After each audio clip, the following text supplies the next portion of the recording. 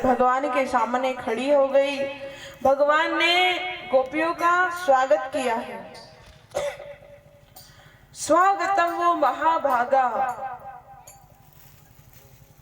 हे महाभागा आओ तुम्हारा स्वागत है।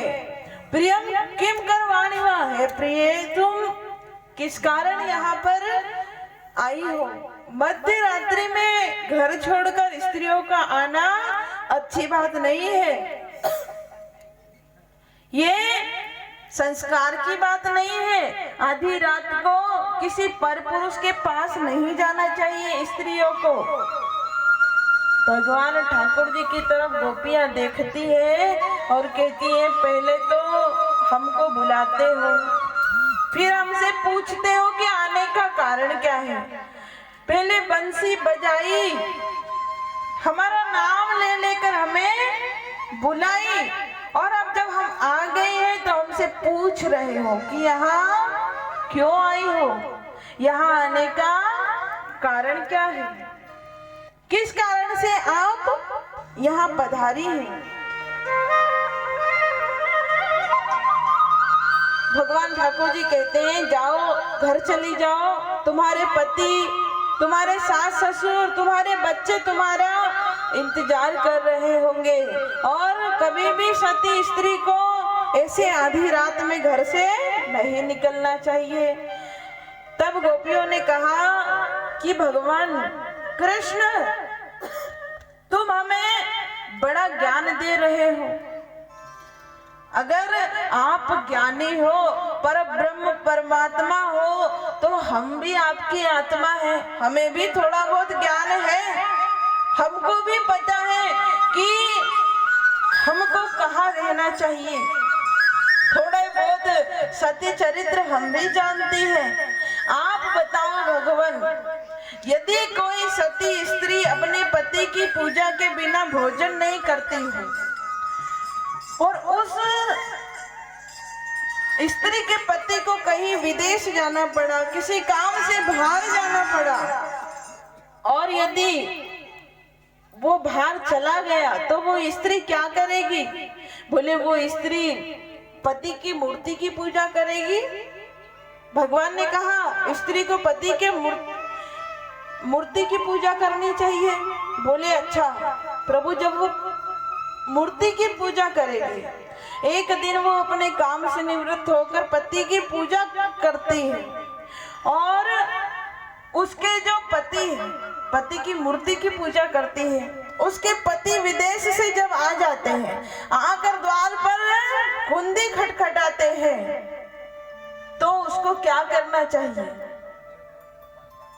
उस पति के लिए दरवाजा खोलना चाहिए या फिर उस पूजा को संपन्न करना चाहिए।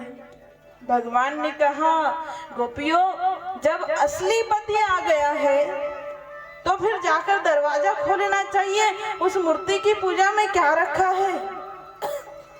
तो भगवान हम भी आपको यही बताना चाहते हैं कि जब हमारा असली पति परमात्मा हमारे सामने है, जो हम सभी आत्माओं के पति है, तो फिर हम उस मूर्ति की पूजा क्यों करें। जब तक हमने मूर्ति की पूजा की, जब तक हमारे सामने हमारे परमात्मा नहीं थे, आज हम क्यों पूजा करें उस मूर्ति की जब हमारे पति हमारे सामने हैं। और आप तो सभी के पति हैं, आप तो हमारे परम पति हैं, तो फिर हम उस मूर्ति की क्यों पूजा कर रहे। भगवान ने कहा गोपियों, मैं तो तुम्हारी परीक्षा ले रहा था। भगवान जितनी गोपियां हैं उतने रूप में प्रकट हो जाते हैं, और सभी गोपियों के साथ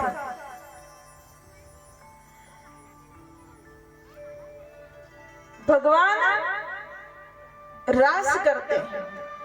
जब गोपियों के साथ भगवान रास करते हैं तो गोपियों को मद हो जाता है, अहंकार हो जाता है, और जब गोपियों को अहंकार होता है तो भगवान सोचते हैं कि ये जो मेरी गोपियां हैं,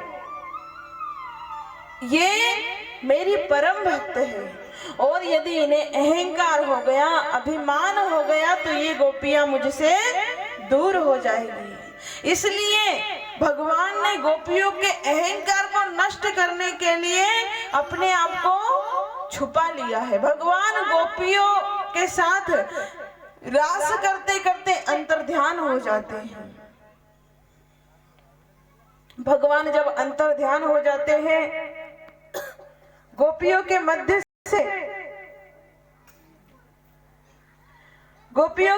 से जब भगवान अंतर ध्यान हो जाते हैं तो गोपियां विचलित हो जाती हैं। भगवान राधा जी को लेकर चले जाते हैं। राधा जी भगवान के साथ हैं। अब राधा रानी ये विचार कर रही है कि जिस तरह मेरी गोपियों को मद हो, उनको भगवान ने छोड़ दिया, अगर मैं भगवान के साथ चली जाऊंगी तो गोपियां कहेंगी कि राधा स्वार्थी है और मैं स्वार्थी नहीं हूँ। इसलिए राधा रानी ने भी अपने अंदर मद प्रकट कर दिया। राधा रानी भगवान से कहती है, हे श्याम सुंदर, मुझसे अब चला नहीं जा रहा। राधा रानी भगवान ठाकुर जी को ये बता रही है कि राधा को अहम हो गया है, अहंकार हो गया है कि भगवान केवल मुझे सबसे ज्यादा प्रेम करते हैं, इसलिए मेरे साथ है। तो भगवान को जब ये लगा कि राधा के मन में अहंकार हो गया है, अभिमान हो गया है कि मैं राधा को ही सबसे ज्यादा प्रेम करता हूँ, तो उस अभिमान के कारण भगवान ठाकुर जी कहते हैं, हे किशोरी जी, आप मेरे कंधे पर बैठ जाओ। जैसे ही राधा रानी कंधे पर बैठने के लिए चरण उठाती है, भगवान अंतर ध्यान हो जाते हैं। राधा रानी वापस लौटकर गोपियों के पास आती। इधर गोपियों की स्थिति क्या है? गोपियां लता पताओं से पूछती है, बिलखती है, रोती है, जाती है वृक्षों के पास। हे लता पताओ, आपके साथ भगवान नित्य रहते हैं, आपके नीचे बैठकर बंसी बजाते हैं, क्या आपने हमारे श्याम सुंदर को देखा है? तुलसी के पास जाती है एक गोपी, जाकर कहती है, हे वृंदा, हे बहन तुलसी, क्या तूने भगवान को देखा है? भगवान तो तेरे बिना कुछ खाते भी नहीं है, क्या तूने हमारे श्याम सुंदर को देखा है? जब तुलसी कुछ नहीं बोलती है तो एक गोपी आती है और कहती है, अरे ये तो हमारी सोत है, ये थोड़ी बताएगी कि हमारे श्याम सुंदर कहाँ है। यमुना जी के पास जाती है, कहती है, हे यमुना महारानी, हे यमुने जू, आप हमारे श्याम सुंदर को देखी है? आपको हमारे श्याम सुंदर देखे कहीं? आप में तो वे नित्य स्नान करते हैं, आपसे तो वे बहुत प्रेम करते हैं। एक बात बताऊं, यमुना महारानी सबसे ज्यादा सर्वश्रेष्ठ है, क्योंकि जब भगवान बचपन में जन्म लेकर आए तो यमुना जी भगवान के साथ थी। उसके बाद ब्रज में भगवान ने लीलाएं की तो यमुना जी भगवान के साथ थी। जब ब्रज से भगवान चले गए तो यमुना महारानी भी भगवान के साथ भगवान की चौथी पटरानी के रूप में चली गई। तो जो यमुना जी है ये भगवान के बहुत करीब है और भगवान की बहुत प्रिय है। यमुना जी से भगवान अधिक प्रेम करते हैं। यमुना जी को ही भगवान की सभी लीलाओं का सुख प्राप्त हुआ है। बाल लीलाओं का भी सुख यमुना जी को प्राप्त हुआ है भगवान की, और किशोर अवस्था का सुख भी प्राप्त हुआ है। मथुरा में भी यमुना जी है। उसके बाद जब भगवान बड़े हो गए, द्वारिका चले गए, तो द्वारिका में भी यमुना जी भगवान के साथ भगवान की चौथी पटरानी के रूप में थी। इसलिए भगवान यमुना जी के बहुत निकट हैं। सभी गोपी गोपियां जाकर यमुना जी से कहती हैं, हे यमुने महारानी, क्या तुमने देखा है? इतने में देखते हैं कि बड़ी सखी पधार गई है। बड़ी सखी रोती हुई आ रही है। बड़ी सखी के पास गए। बड़ी सखी मतलब राधा रानी। सभी गोपियां राधा रानी के पास गई। राधा रानी के पास जाकर कहती है, हे राधे, हे किशोरीजू, हे प्रियाजू, हमारे श्याम सुंदर कहाँ है? हमारे श्याम सुंदर तो आपके साथ थे। क्या आपको भी हमारी तरह मद हो गया था? क्या आपको भी हमारी तरह अभिमान हो गया था? क्या आपको भी श्याम सुंदर ने छोड़ दिया है? राधा रानी कहती है, श्याम सुंदर हमें छोड़कर कहीं नहीं जाएंगे।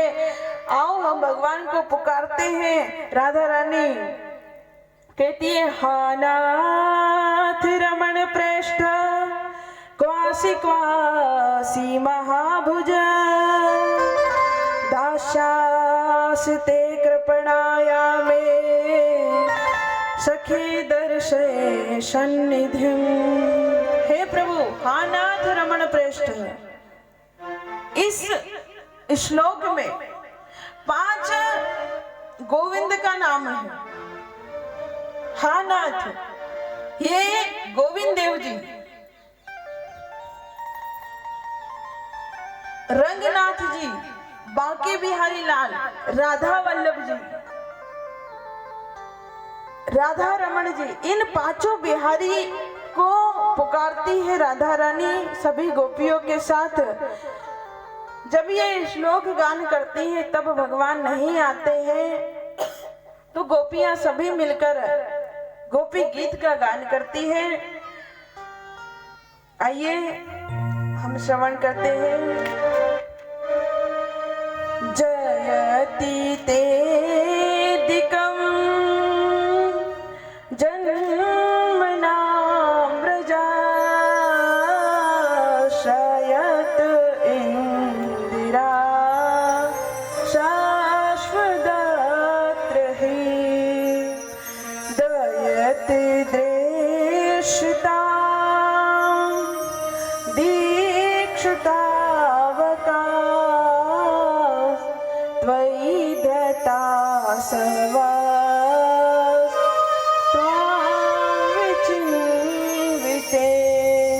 गोपियां कहती है, जयति तेदिकम, हे कन्हैया, तुम्हारे जन्म से इस ब्रज की शोभा वैकुंठ की तरह हो गई है। श्वेत इंदिरा, इंदिरा ब्रह्माणी रमा यहाँ पर झाड़ू लगाती है। इस ब्रज में, इस ब्रज की कामना करती है।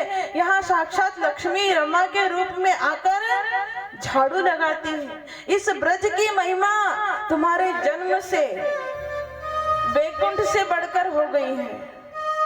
हे कन्हैया, क्या हम जानती नहीं कि आप वैकुंठ नाथ हैं? कन्हैया, हम सब कुछ जानती हैं। हमसे गलती हो गई, हमें क्षमा कर दो। आप हमारे सामने आ जाओ। कहती है गोपियां, न खलु गोपिका नंदनो भवान अखिल देहिना मंत्रात्मद्रक